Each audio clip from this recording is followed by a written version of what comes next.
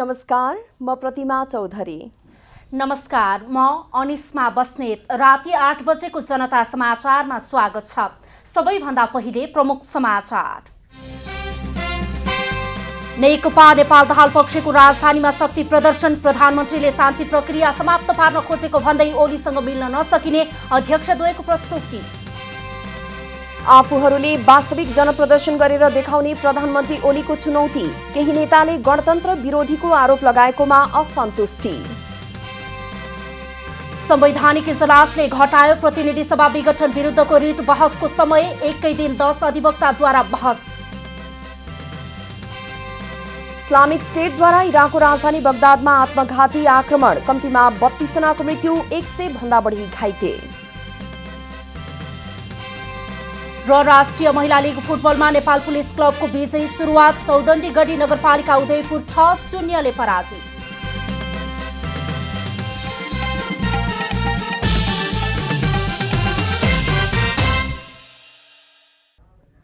अब पूरा समाचार। प्रतिनिधि सभा विघटन विरुद्ध नेकपा दाहाल नेपाल पक्षले संघीय राजधानी काठमाडौँमा शक्ति प्रदर्शन गरेको छ। काठमाडौँ उपत्यका केन्द्रीय ठूलो सभा आयोजना गरिएको छ। सत्तारूढ दल नेकपाकै एक खेमाका रूपमा रहनुभएका अध्यक्ष पुष्पकमल दाहाल र माधव कुमार नेपाल पक्षले काठमाडौँमा विशाल जनप्रदर्शन गरेको छ।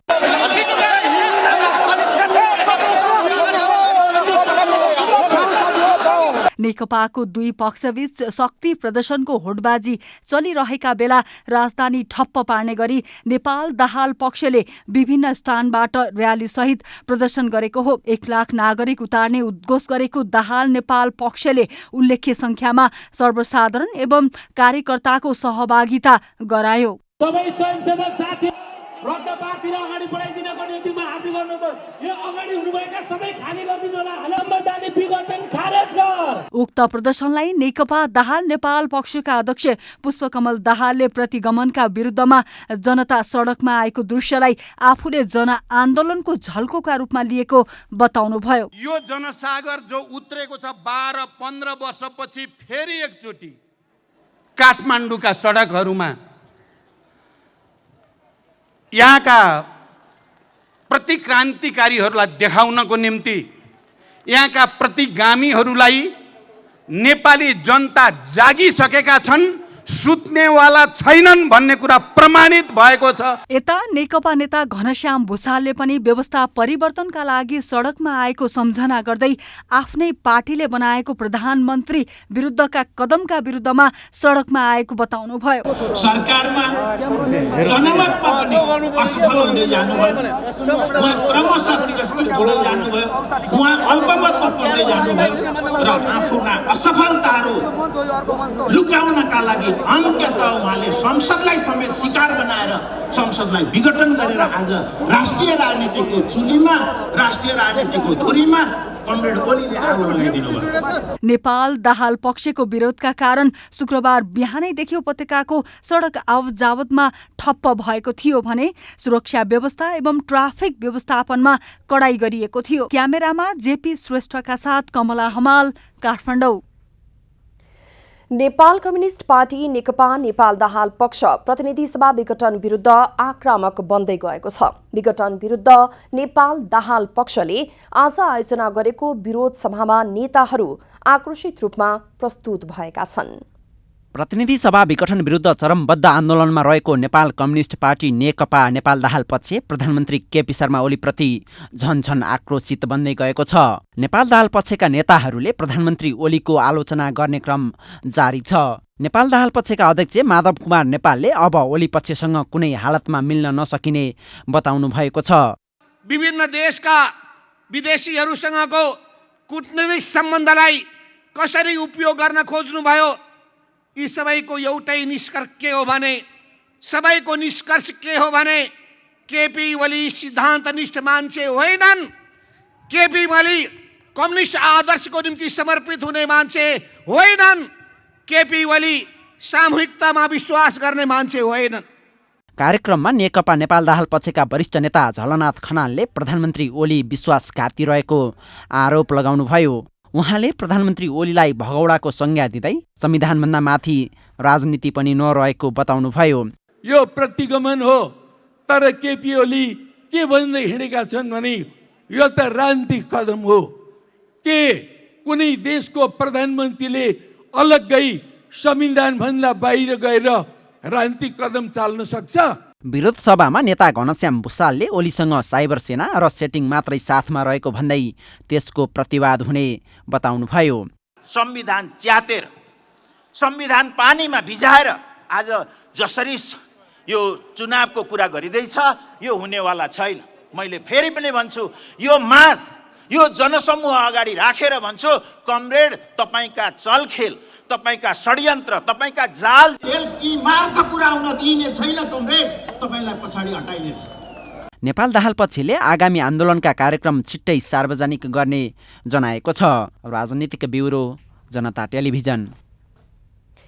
नेपाल कम्युनिस्ट पार्टी नेकपा नेपाल दाहाल पक्षका अध्यक्ष पुष्पकमल दाहालले प्रधानमन्त्री केपी शर्मा ओली संविधान र शान्ति प्रक्रिया नै विघटन गर्ने योजनामा लागेको आरोप लगाउनु भएको छ।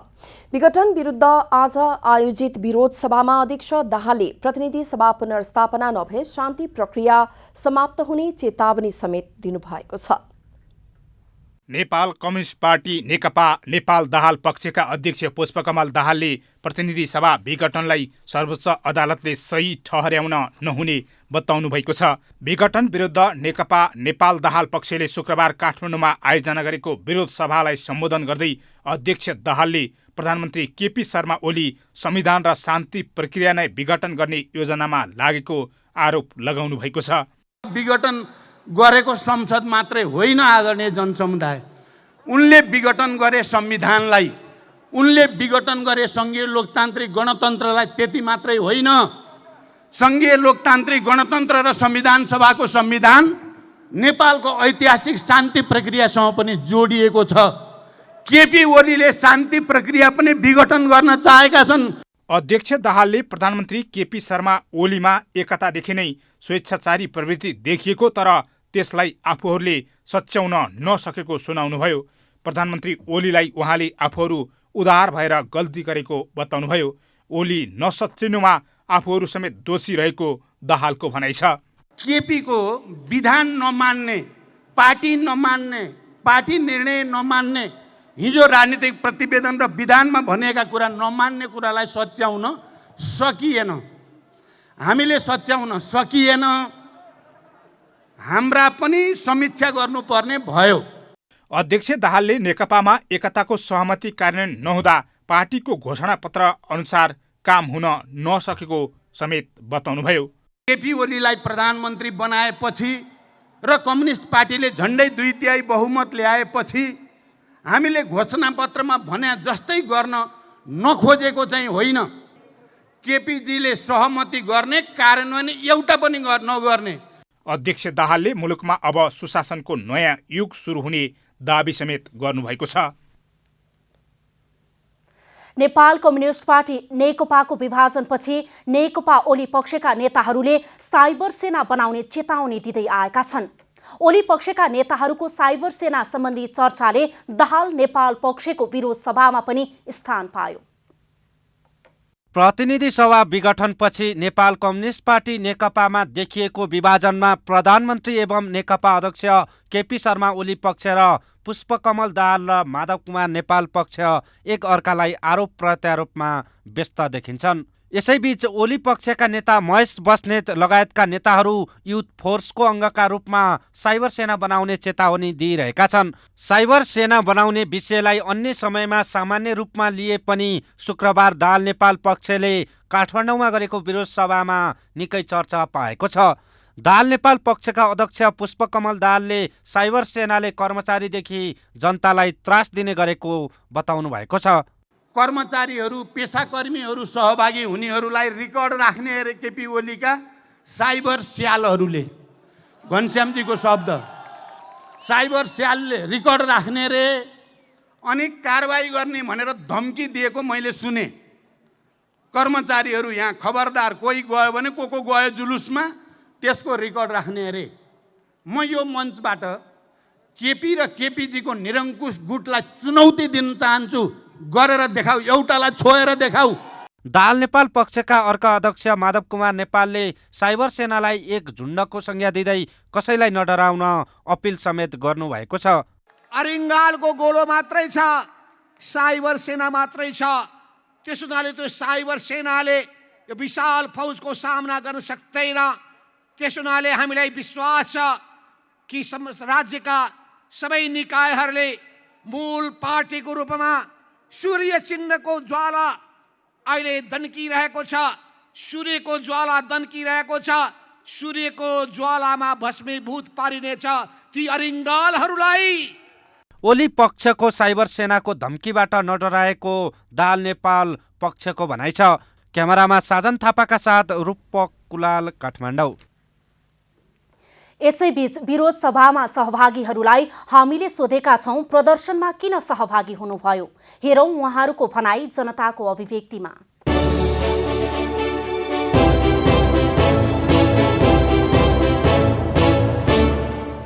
पार्टीले घेराबन्दी गर्यो भने पार्टीभित्रको समस्या हल गर्ने हो, त्यसको दण्ड संसदलाई दिने होइन। संसद भनेको जनताको सार्वभौम अधिकारको अभ्यास गर्ने थल हो। आफ्नै पार्टीले 2/3 झन्डै बहुमत ल्याएर राज्य सरकार चलाइरहेको बेला मानौ संसारको सबभन्दा उच्च स्थान सगरमाथामा कम्युनिस्ट पार्टीको झन्डा गाडिरहेको बेलामा आफैले त्यो झन्डा झिकेर आफैले दिने काम जे प्रधानमन्त्रीले गर्नुभयो त्यो इतिहासमा ठुलो गल्ती गर्नुभयो। त्यसले नेपालको कम्युनिस्ट आन्दोलनलाई एकदम धेरै ठुलो घाटा पर्यो।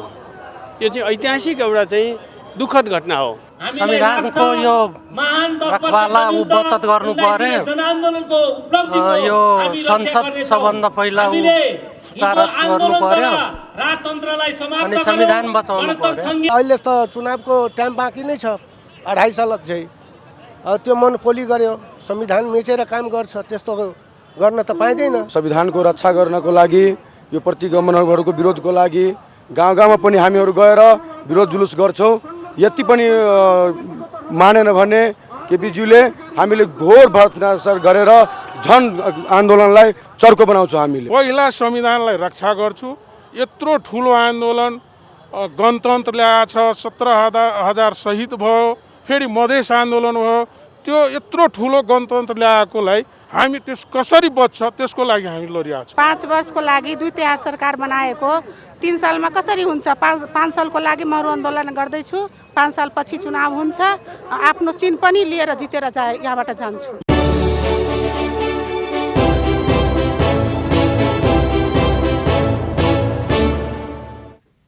प्रधानमन्त्री केपी शर्मा ओलीले जनआन्दोलनका प्रसङ्ग तोडमोड गरेर केही नेताले आफूलाई गणतन्त्र विरोधी भनेर आरोप लगाएको बताउनु भएको छ। राजधानीमा आज आयोजित कार्यक्रममा प्रधानमन्त्री ओलीले 2062-63 सालमा नेपाली कांग्रेस र तत्कालीन नेकपा एमालेको सहकार्य बिना जनआन्दोलन सफल हुने अवस्था नरहेको र कांग्रेस त्यसै बेला संवैधानिक राजतन्त्रको पक्षमा भएको स्मरण गराउनुभयो। नेपाली कांग्रेस संवैधानिक राजतन्त्रलाई आदर्श मानेर हिँडेको छ। त्यो कुरालाई स्वीकारेर हामी आन्दोलनमा छौँ। अनि आन्दोलनको माग एकातिर केही साथीहरूले क्रान्तिकारिता देखाउँछन्। त्यो क्रान्तिकारिता त धेरै अगाडि मैले व्यवस्थित रूपमा उठाएको माग हो।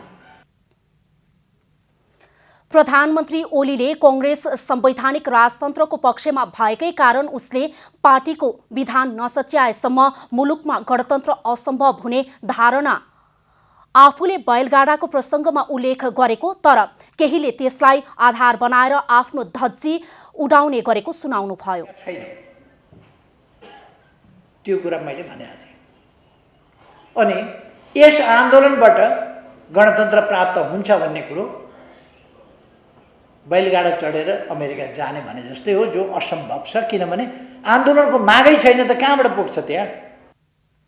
प्रधानमन्त्री ओलीले आफूलाई गणतन्त्रको नायक दावी गर्ने केही नेताले पूर्व राजा ज्ञानेन्द्रसँग गोप्य भेटघाट गर्ने गरेको खुलासा समेत गर्नुभयो।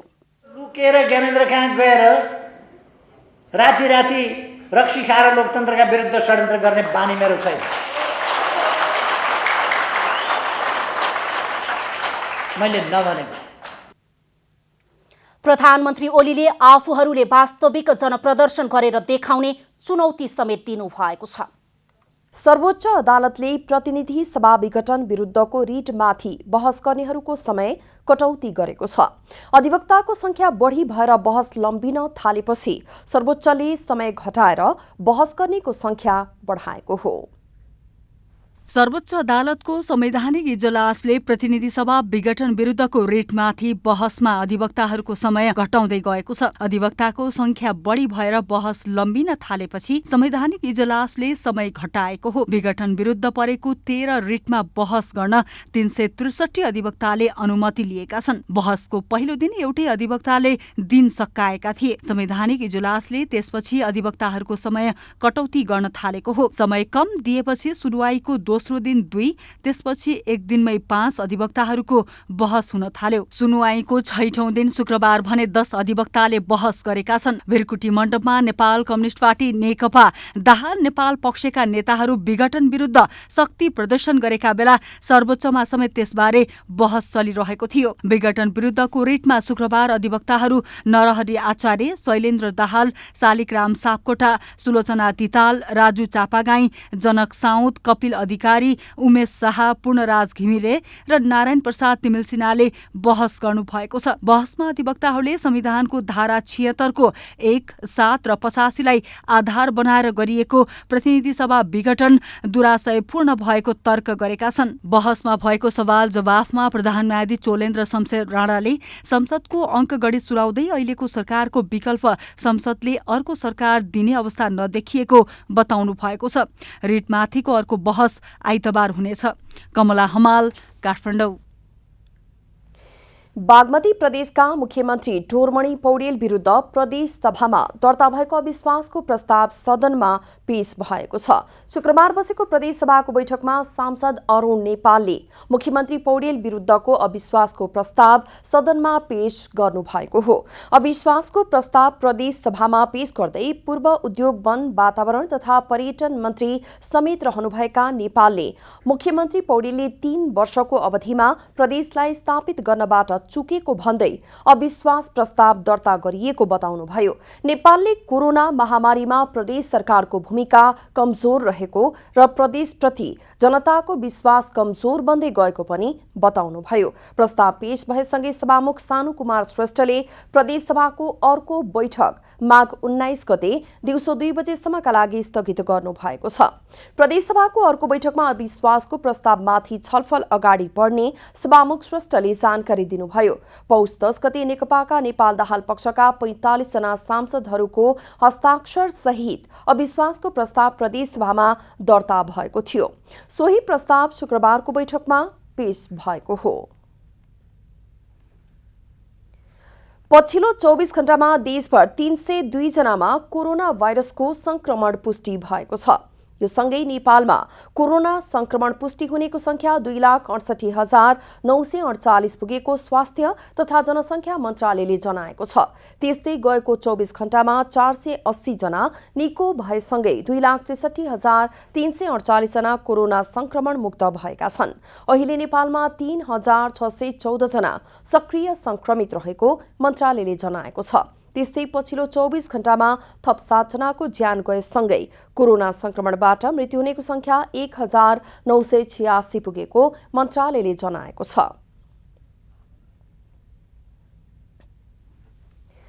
नेपालमा कोरोना भाइरस संक्रमण पुष्टि भएको ठीक 1 वर्षपछि कोरोना विरुद्धको खोप नेपाल आइपुगेको छ।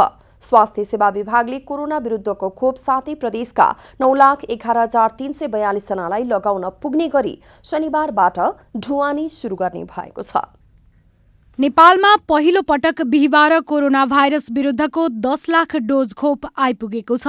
भारत सरकारको अनुदान स्वरूप 10 लाख डोज कोभिसिल्ड खोप नेपाल ल्याइएको हो। भारतबाट ल्याइएको खोप टेकु स्थित केन्द्रीय खोप भण्डारण केन्द्रमा भण्डारण गरिएको छ। स्वास्थ्य सेवा विभागले कोरोना विरुद्धको खोप सातै प्रदेशका 9,11,342 जनालाई लगाउन पुग्ने र त्यसको लागि शनिबारबाट ढुवानी सुरु गर्ने जनाएको छ। आम मानिसमा खोप वितरण पारदर्शी नहुने हो कि भन्ने चासो बढिरहँदा स्वास्थ्य मन्त्रालयले खोप वितरण नियमसङ्गत समान रूपमा पारदर्शी ढङ्गले वितरण हुने दाबी गरेको छ।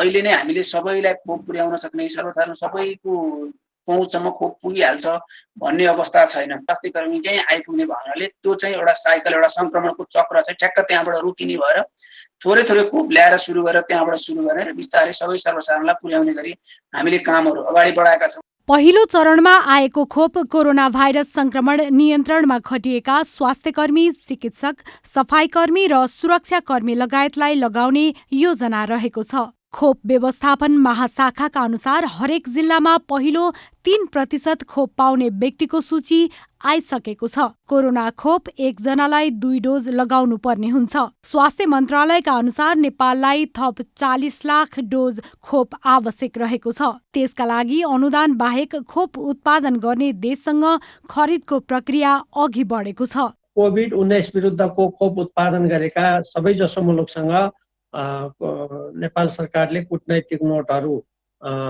पठाएको सरकार बीचमा पनि कुरा भएको छ र अरू नेपाल सरकारले खोप उत्पादन गर्दै गरेका कम्पनीहरूसँग पनि छलफल गर्नुपर्छ भन्ने आधारमा पनि छलफल भइरहेछ।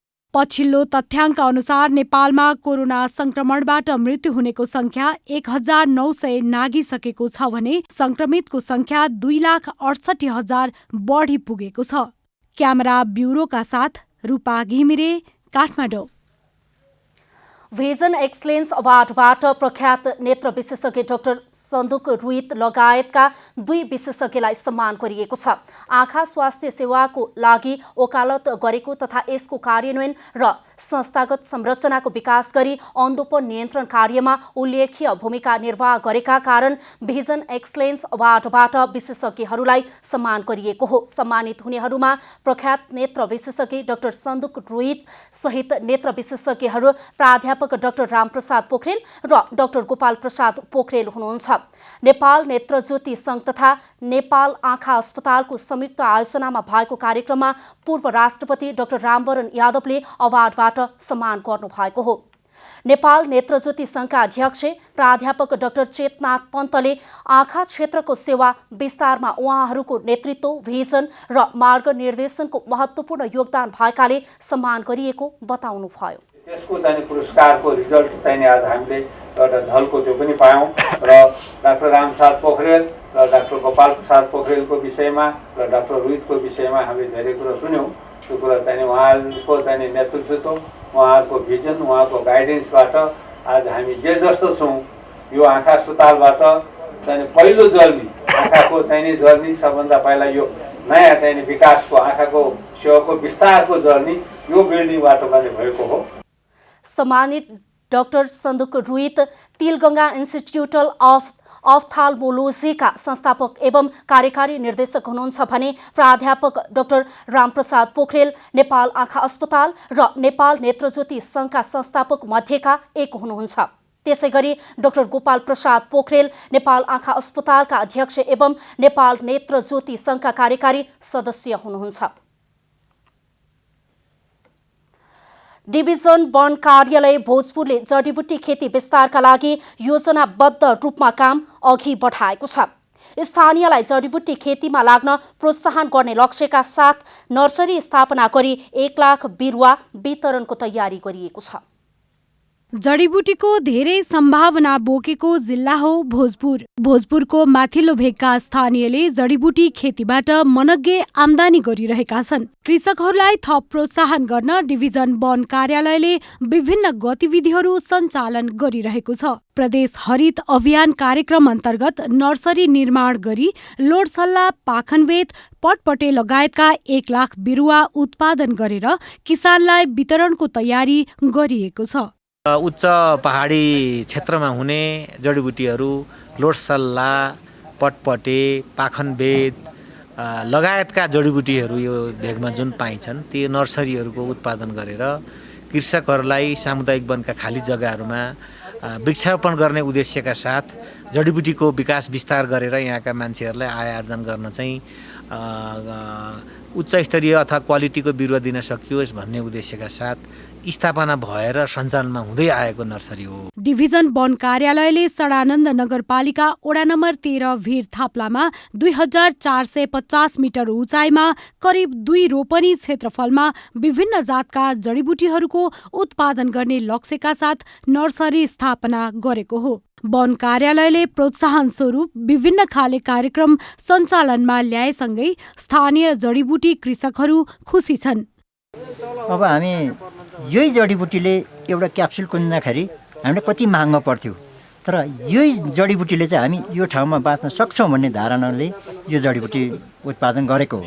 अहिले हामीलाई के लाग्छ भने यो सबैले बुझेर यो जडीबुटी प्रत्येकको घरमा उत्पादन गर्न सक्यो भने यहाँको समाजलाई नेपालीहरूलाई चाहिँ राहत मिल्छ भन्ने चाहिँ महसुस छ। कार्यालयले 20 लाख लागतमा नर्सरी स्थापना गरेको हो। भोजपुरबाट कविता खड्काको रिपोर्ट। अब आर्थिक समाचार। आर्थिक समाचारका साथमा 2 PM Akbari noodles, the hottest noodles of Nepal.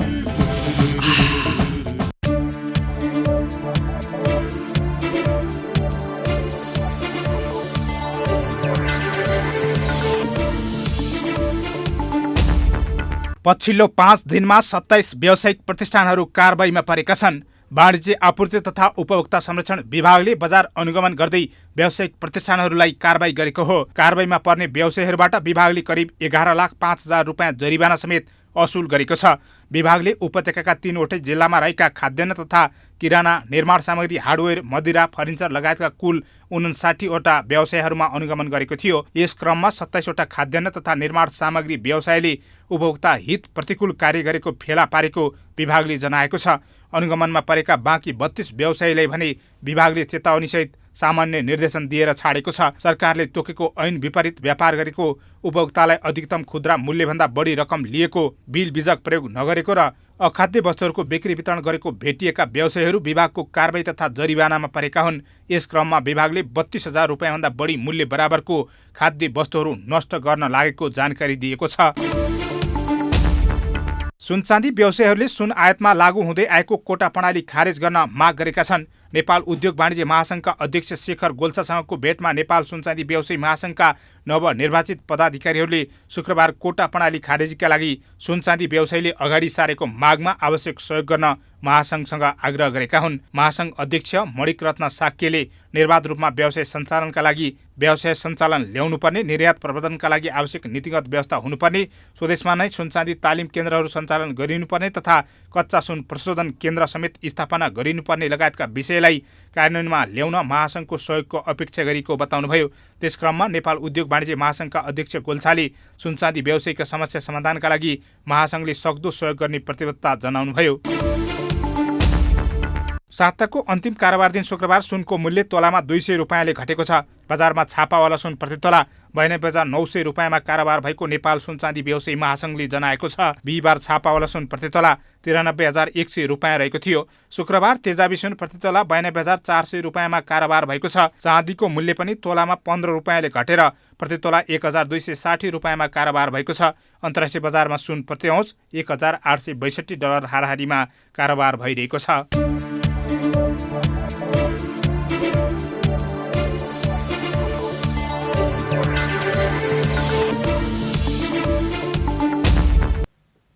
अब खेलकुद समाचार।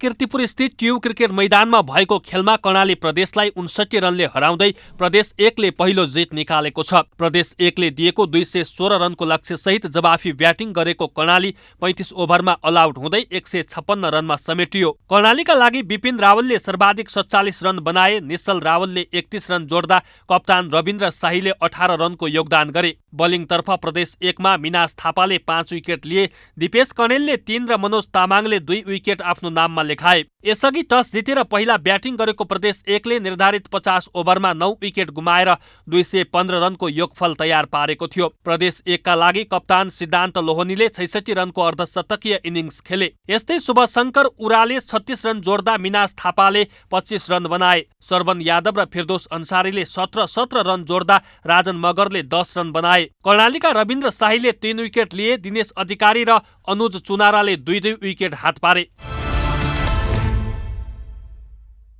राष्ट्रिय महिला लीग फुटबलमा विभागीय टिम नेपाल पुलिस क्लबले पहिलो जित निकालेको छ। सातबाटो स्थित एन्फा कम्प्लेक्समा आज उदयपुरको चौदण्डी गढी नगरपालिकालाई 6-0 गोल अन्तरले पराजित गर्दै पुलिसले पहिलो जित निकालेको हो। पुलिसको जितमा रेखा पौडेल र सिर्जना खड्काले 2-2 गोल गर्दा अमृता जैसी र निर्मला विकले 1-1 गोल गरे।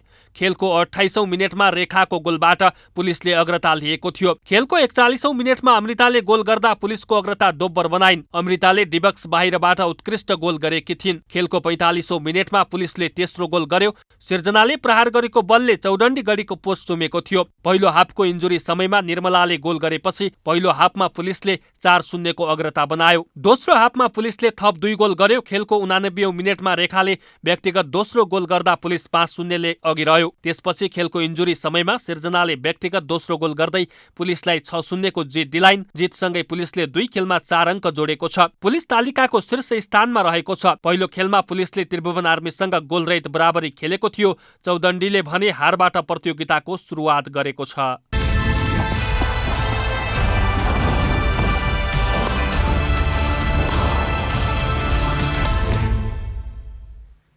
अब मौसम समाचार।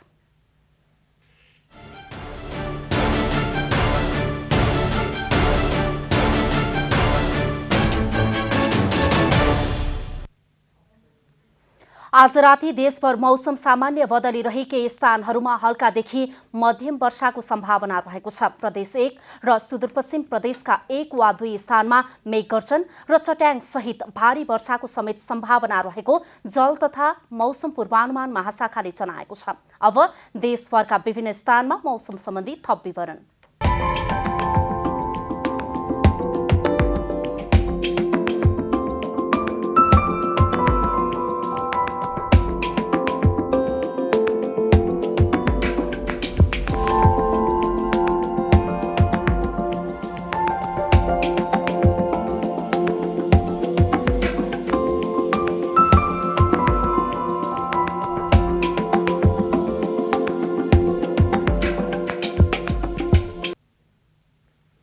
अन्त्यमा आजको डायरी।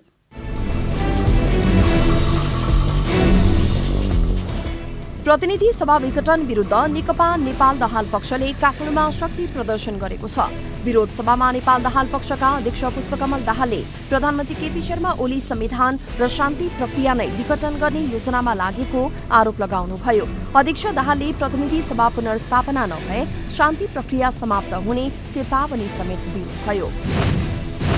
प्रधानमन्त्री केपी शर्मा ओलीले जनआन्दोलनका बेलाका प्रसंग तोडमोड गरेर केही नेताले आफूलाई गणतन्त्र विरोधी भनेर आरोप लगाउने गरेको बताउनु भएको छ। प्रधानमन्त्री ओलीले कांग्रेस संवैधानिक राजतन्त्रको पक्षमा भएकै कारण पार्टीको विधान नसच्याएसम्म मुलुकमा गणतन्त्र असम्भव हुने धारणा आफूले बैलगाडाको प्रसंग उल्लेख गरेको तर केहीले त्यसैलाई आधार बनाएर आफ्नो धज्जी उडाएको बताउनुभयो।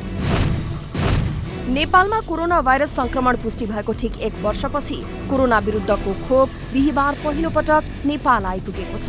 स्वास्थ्य सेवा विभागले कोरोना विरुद्धको खोप 7 प्रदेशका 9,11,342 जनालाई लगाउन पुग्ने गरी शनिबारबाट ढुवानी सुरु गर्ने जनाएको छ। इराकको राजधानी बगदादमा भएको 2 आत्मघाती विस्फोटमा कम्तीमा 32 जनाको मृत्यु भएको छ। विस्फोटमा अन्य 110 जना घाइते भएका छन्। विस्फोटमा मृत्यु हुनेको संख्या अझै बढ्न सक्ने स्वास्थ्य अधिकारीहरूले जनाएका छन्। आक्रमणको जिम्मेवारी इस्लामिक स्टेटले लिएको छ। विभागीय टोली नेपाल पुलिस क्लबले राजधानीमा जारी राष्ट्रिय महिला लीग फुटबलमा विजयी सुरुवात गरेको छ। नेपाल पुलिसले मोफसलको टोली चौदण्डी गढी नगरपालिका उदयपुरलाई 6-0 गोलको फराकिलो अन्तरले हराएको हो। प्रतियोगितामा शनिबारलाई तय भएका 2 खेल स्थगित भएका छन्।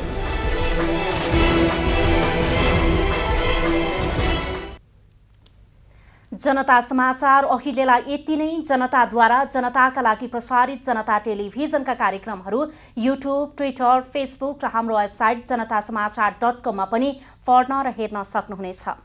सूचनामा तपाईको सहभागिता, समयमा समाचार हाम्रो प्रतिबद्धता। कोरोना भाइरसको संक्रमणबाट बस्न नियमित रूपमा साबुन पानीले मिची मिची हात धौँ, भिडभाडबाट टाढै रहौं। नमस्कार।